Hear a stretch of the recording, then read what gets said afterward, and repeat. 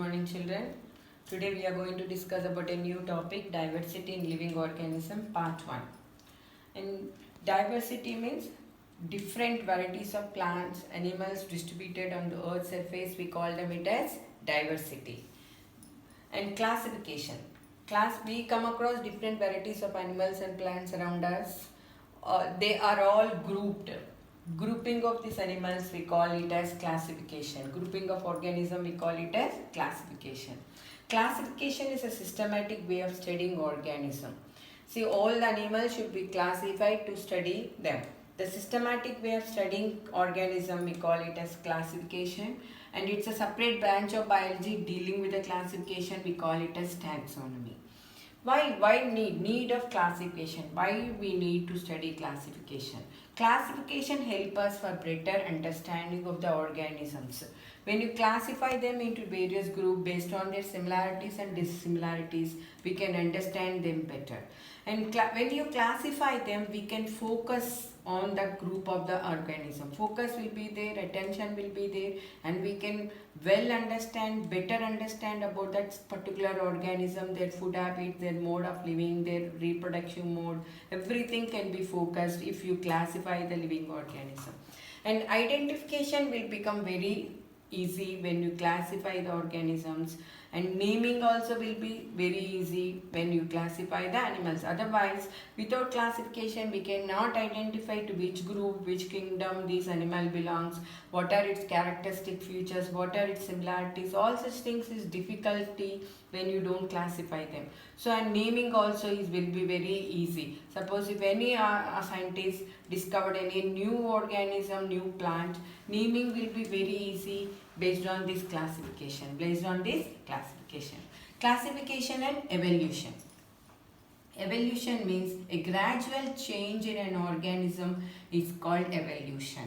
And small changes in a group of organisms, small changes we call them as variations. Variations leads to evolution. For example, you take a polar bear. There is lot of variations between the polar bear living in the polar region and the bear living in the tropical conditions. There in the polar region, the polar bear has adopted a thick fur and a fat under the skin to survive that extreme climatic conditions. So environmental change, there the climatic conditions are cool climatic conditions. So that's why this polar bear has undergone some variations. The variations of polar bear is fur and fat under the skin. Variations leads to evolution. So we can have a better idea if you learn about evolution. When you know evolution, it is very easy to classify the organism, and classification will become easier when you understand about the evolution, how the organisms have been evolved. Now, history of classification. In 1st and 2nd century AD, Charaka and Sushruta, they were both. Charaka was a doctor, a Ayurvedic doctor who studied about the plants. They focused their studies on the medicinal plants. And Sushruta was a surgeon in those days who has done a surgeries. Both Charaka and Sushruta, they studied about the plant. They classified the plants based on their medical views. And Parasura, another scientist who studied about the medicinal plants. This Parasura classified the plants based on their flowers. And before that, Aristotle, the father of biology, also classified the living organism into two groups, movable and immovable.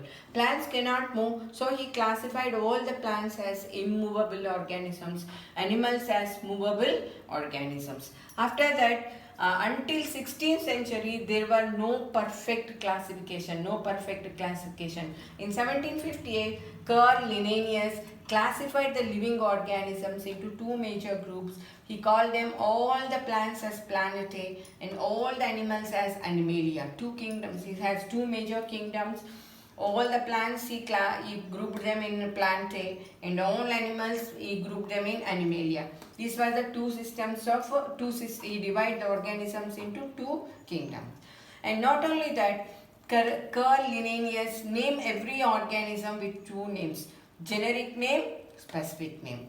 Generic name called genus and specific name called species. For example, Homo sapiens is the scientific name of human being. Homo is the genus name. Sapiens is the species name. All the genus, all the species, all the species together, he grouped them as a genus. All the genus together, he called them as families. All the families grouped together and he gave order. All the orders together, he called it as class. All the classes together form phylum. All the phylum together form kingdom. This is called hierarchy or hierarchical order. Once again, I will tell you what is meant by hierarchical order. Species, genus, family, order, class, phylum, kingdom. And this classification was given by Carl Linnaeus, and even today everybody follow how to name an organism based on this order. This order is called hierarchical order or hierarchy. And now coming to this another system of classification, in 1969, Whittaker classified the organisms into 5 kingdoms. Monera, Protista, Fungi, Plantae, Animalia. And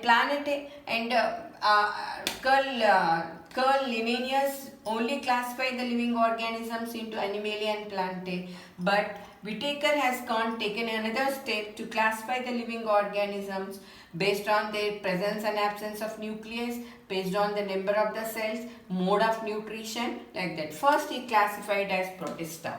Monera.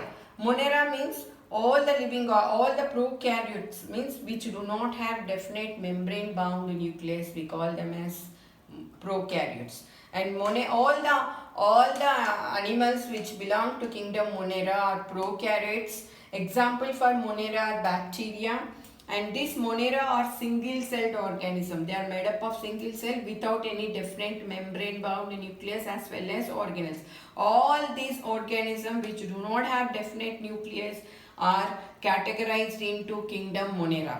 Now the next one is Protista. Now Protista are also single celled organism, but these Protista are eukaryotes. Eukaryotes means they have membrane bound nucleus along with the cell organelles. All such organisms are grouped in a kingdom called Protista. For Protista, you can give examples. All the protozoans come under Protista.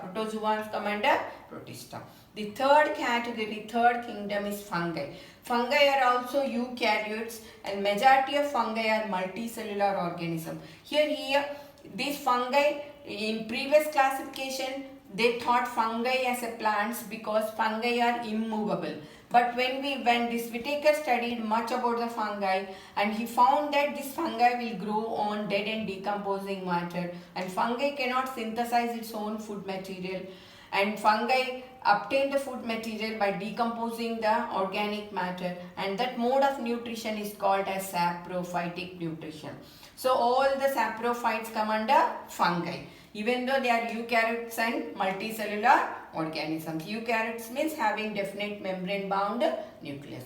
Now coming to the Plantae, all the plants which are green in color, which contain chloroplast, which can synthesize their own food material, we call them as autotrophs. And all the animals which do not synthesize their own food material, they depend upon other animals for their food, he called them as heterotrophs. So Whittaker classified the living organisms into 5 kingdoms: Monera, Protista, Fungi, Plantae and Animalia. And still now this Whittaker classification was accepted by throughout the world, and this Whittaker classification became a very famous classification.